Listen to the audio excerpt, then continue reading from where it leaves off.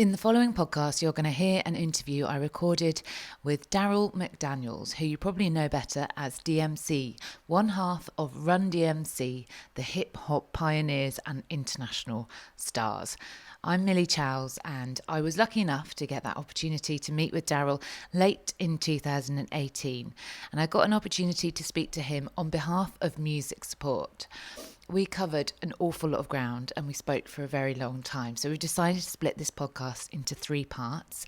And the focus of our conversation was particularly on Darryl's experiences with mental illness, alcoholism, and his subsequent recovery and restoration to health. Via that, all of his experiences of fame, therapy, rehab, and so much more. I'm also in recovery from addiction, so we had that in common, although I'm not a hip-hop pioneer, sadly. It didn't take long at all for Darryl, who's 14 years sober, to open up to me and for the conversation to flow. This is the first part of the interview.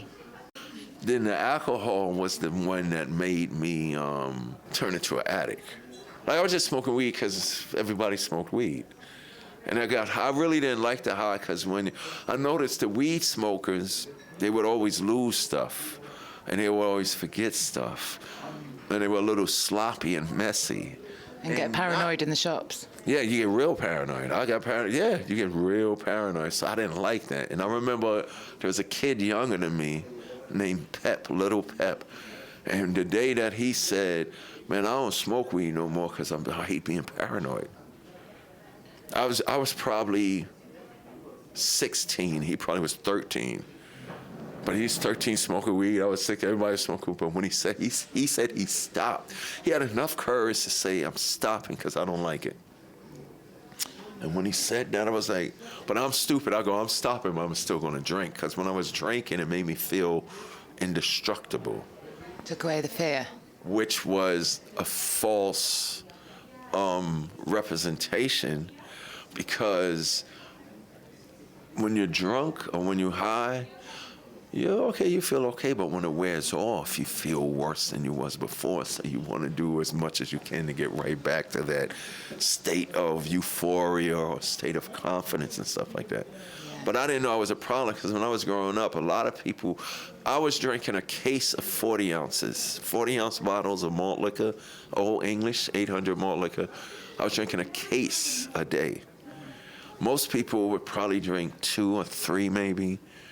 Or, at the most, the other guy probably drank 6 in a day. I was drinking 12 in a day.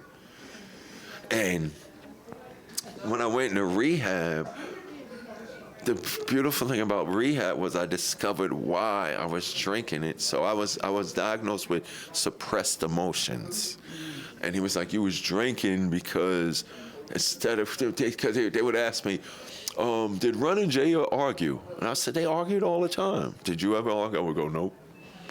Because I didn't want to be a problem. I didn't want to be a troublemaker. So he said, how did you feel when you didn't argue? I felt miserable. So I would go drink to make that feeling go away. So you could be what you thought other people wanted you to be. Exactly. Yeah. So I've been listening to your book over the last few days, and it's amazing. Oh my God, there's so much in there that I want to talk to you about, and there's so much that I relate to. And I just want to start with why? Like, how did you get to that point where you decided, right, now's the time to tell the truth, the full story? Because that's a big thing, isn't it? That's a big thing. The title of the book is 10 Ways Not to Commit Suicide, and it goes all into your suicidal thoughts and depression, OCD, addiction, troubles with relationships, the whole thing. It's like you're not hiding anything in it. So how did you get to that point? Well, what happened was, it's just a true story. This is how I got there. My partner, Run, was always on TV for the last 10 years with his TV show, Run's House. So the first year it comes out, I'm not on there. Second year it comes out, I'm not on there. Third year it comes out, people's like, I know I'm gonna see D.M.C walk on there. I'm not on there. Fourth year, I'm not on there. Fifth year, I'm not on there. So now, as I'm moving around, I'm not on this TV show, but I'm still alive. So now, when people do run into me, the first thing they do is go, yo, man, why you ain't in Run's house? Is there beef? Is there a problem? And I noticed people, this not a problem. What happened was Mr. J got shot and killed. And that's another thing that contributed to my emotional and mental state. Mr. J got shot and killed, so the band's broken up. So Run's on TV, so I kind of got frustrated. Yo, D, why you ain't in Run? No, there's no beef. No, there's no problem. I just got out of rehab. I just got out of therapy. I had pancreatitis. I wanted to kill myself. But it's funny, I would say. But if you said that to people, what did they say? Was there like a big stunned, awkward silence? Well, I was suicidal. I was going to jump. I was drinking, this and that. Then I went to rehab. And in rehab, I discovered therapy. Wow, really? And everybody I talked to would do this. Yo, could you come talk to my father? Yo, could you come talk to my daughter? Yo, could you come talk to the firemen? Because all the firemen are abused. Yo, can you come talk to the policemen? Because the policemen are stressed out. Because in America right now, all the cops are hated because some cops are killing the black kids and the people are taking it and the cops are, everybody's stressed out. So I would go talk to people. It's amazing how that happens when you stand in your truth and you share your vulnerability and people open up. Going through it. 9 times out of 10, people know somebody going through addiction, depression, suicidal thoughts, substance abuse, anxiety, anorexia, all of that. And when I would say that, it would, oh shoot, yo, can you come talk to my father? He's been in and out of rehab, he keep relapsing. And look, the psychiatrist can't do it for him, but if you come, it was one of those things, but you come, because I'm D.M.C., but I think what works is they get to hear from another person that's been through something. And so after doing that about 50 times, everybody would say, yo, you need to write a book. Oh, okay, so I'm gonna write the book. So I think what happened was everybody's connected to somebody going through something with a mental health issue. And they don't talk about it because, I'm not going through it, my son's going through it, my wife's going through it, my father's going through it, my brother's going through it. But if I say that they're going through it, it's gonna make me look bad. See, the problem with the whole thing is people are ashamed. Did you feel the weight of that responsibility? No, it was easy for me because my whole career, I've always been telling you about myself. I'm D.M.C.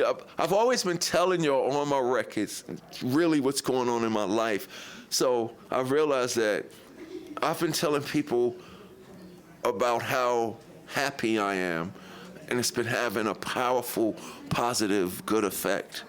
I realized by telling people when I'm sad and when I'm going to trouble, even has a greater, powerful, good effect. I'm D.M.C. in a place to be. I love eating chicken and collard greens. I go to St. John's University. It's Christmas time. I've always told you about how I am when I'm happy. And then I noticed that this world is funny. We celebrate people that's, man, I feel like $1 million today. Man, I feel like I could take on the world today. I feel like an army today.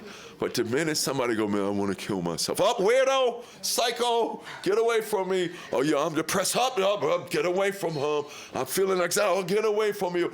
You have an idea. When you have, it's okay not to be okay. But in the world, it's not okay not to be okay. And we're human, aren't we?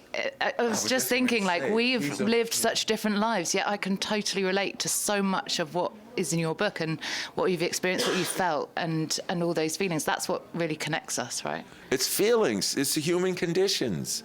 If you're feeling cold, somebody will turn up the heat or give you a coat. If you're feeling hot, somebody will turn on the air conditioner. If you're feeling hungry, they'll feed you. But when you're feeling down, something's wrong with that. It's all about our whole existence is on feelings.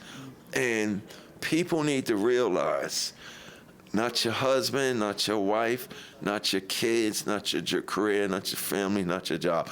Unless you're feeling good about your feelings, regardless of what you're going through, nothing in it. That's why your life crumbles. So I say this. If you remove guilt and shame, you remove the pain from whatever it is that you're going through. And this rhymes too, because I'm a rapper. If you don't admit how you feel, whether good or bad, you never heal. I discovered by admitting that I'm depressed, I want to kill myself, now I'm open for healing. And if I'm not ashamed about that, I gotta be okay. There's nothing, when a person says, I feel like killing myself, there's nothing wrong with that person telling you that. What's wrong is how the person that hears that reacts to it. And people are often feel, I find that kind of statement arouses a lot of fear in people and anger. Fear often becomes anger, right? Yeah. And also, I just want to say that you're saying, oh, it's so easy for me to talk about this, but it's pretty radical, actually, to hear someone, in hip hop, a man, right. talking about feelings. That's not the norm. It's pretty radical. But it should be. That's what people need to realize. I agree 100%. You know what I'm saying? The crazy thing is, the most powerful thing that a person can do, man, black man, it's a big issue, is admit you have a damn problem. And that's what I mean. I can tell you, like right now my back is killing me. I gotta figure out what to do.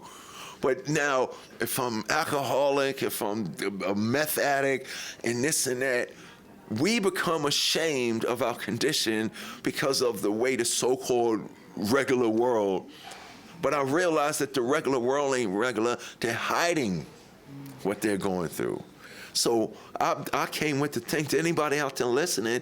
I realized that you don't need to be like all these other weak folk. It's the folk that think they normal is weak. Because every time I mention what I've been through, 99% of the time somebody says, me too, or they go, I know somebody going through something.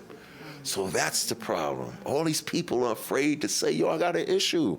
Even if it takes you your whole life dealing with your issue, when you look back at your life, you say, man, I didn't commit suicide. So I want to talk about a little bit more about how you overcame, because I've as I said, I've read your book. There's so much in there. I mean, I just don't even know where to start, right, because there's like so much that I've got like a page of notes, and that's just right. But yeah, I mean, it took a few attempts, right, for you? It did for me. It took me to say, okay, I'm gonna go get help, because I was a functional addict, drunk guy. So everybody was telling me, oh, do you need to go to LA? I was like, I don't need to go to rehab. You know what I'm saying? Can I actually just, do you think it was a lot easier for you because of the fact that you're a rapper and you're in the music industry and you're famous? Do you think that kind of made it easier in a way? Because you had, it was almost expected of you in a way. My reason to go to rehab was to get sober so I could go find my birth mother. Because I woke up depressed one day in '93. What is this? All right, I'm Darryl McDaniels, Hollis, Queens, New York. Bife and the Band is my mother and father. Alfred's my brother. Run and Jay is my friends. This thing called hip hop comes into my life. We put out one record, it was a hit. We put out another record, it was a hit. We put out an album, it went gold. Put out another album, went platinum. Then we put out Walk This Way and Change the World. So why am I unhappy? I didn't know what it was. So that made me depressed. There was this void in me. I didn't know what it was. That void became so depressing that I didn't want to live with the feeling no more. So even right then and there, I didn't know it was okay to go get help. So what did I do? I'm living with the realization that something's wrong with me. But I didn't know what to do. I didn't know where to go. I didn't know to seek help now. I didn't know. So then, that was the first thing that happened. Maybe if you ignore it, it'll go away? It'll go away for a minute. But then when the high wears off, it's the burden is even more. But then I find out that I'm adopted. So now Jack Daniels and Jim Beam becomes my best friend. So I'm not dealing with those emotions, because I'm just dealing with this emotion right here. And this emotion, I don't want to live anymore. And then the thing that happened with me was, after I found out that I was adopted, Jam Master Jay gets shot and killed. So now I'm even dealing with that.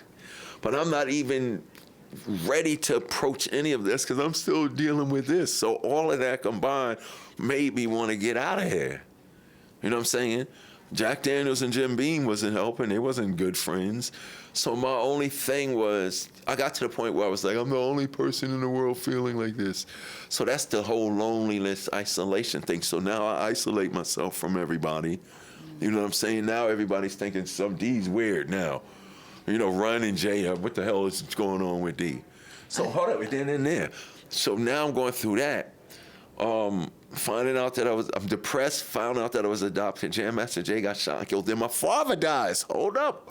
Whoa, and I'm Jack Daniels and Jim Beam, Jack Daniels and Jim Beam. So all of this stuff is going on in me. And what was going on inside of me, emotionally and mentally, had to manifest itself physically. So then I lose my voice. So now I can't even do at the time, the only thing that I thought I'm worth in my purpose here is run D.M.C. to be the king. Now I can't do that no more. So now I want to kill myself. But then it was the little spark of people going, you don't want to know who your birth mother is? Nope, I don't want to know this and that. But then something in me, my catalyst was this. A famous adopted lady who wasn't a celebrity famous, she said this. She said the reason, and this what kills me, and this is not DMC, this is human, normal, everyday, damn. You know, when you get that told, that one thing you can't deny. So she said the reason why, and I'm going through all this. My father died, Jay's died. My father's dead, Jay's dead. I'm depressed, and I can't rhyme now. Run DMC's breaking up. This lady says, the reason why an adoptee should search for their birth parents besides medical reasons is this. You never start a book from chapter 2. Damn, why she have to say that? So then I realized I'm living my life from chapter 2. On all my records, I'm DMC from Hollis, Queens, Bife and Banner, this and that. This isn't in my beginning. There's a whole chapter that I'm scared to look at. Then I started realizing that chapter is that empty void in me. So I said, okay, the first thing I need to do is get sober. Because now I don't want to die. I don't want to die until after I find out what this chapter is. So I'll go to rehab to stop drinking. And I get in rehab and discover therapy. And therapy is the most gangster thing. A lot of psychiatrists say that again. Therapy is the most gangster thing a person could ever do for themselves, because it's you helping you.